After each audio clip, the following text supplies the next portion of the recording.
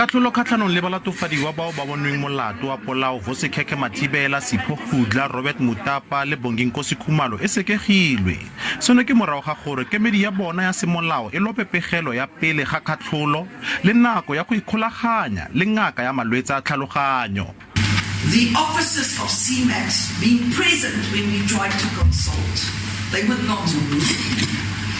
It is severely impeding your efforts to consult with your clients in circumstances where, of course, your consultations are supposed to be only between yourself and your clients.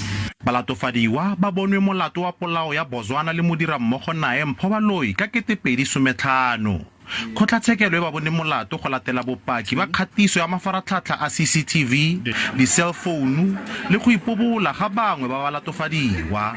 Kgotlatshekelo e dumetse go busetsa kgetse go latela kopo ya kemedi ya balatofadiwa go fitlha Lwetse a le 15. For the reasons that your counsel cannot consult with you in prison, and the fact that your counsel needs an expert report for the purpose of sentencing. So it is because of those two reasons that we cannot proceed with the sentencing process today. Kemedi ya balatofadiwa ya semolao e na le go fitlha kgwedi eno e le 16 go neela kgotlatshekelo pegelo ya baitsenape. Balatofadiwa ba tla nama ba le kwa kgolegelong. Offense Timo, SABC News, Pretoria.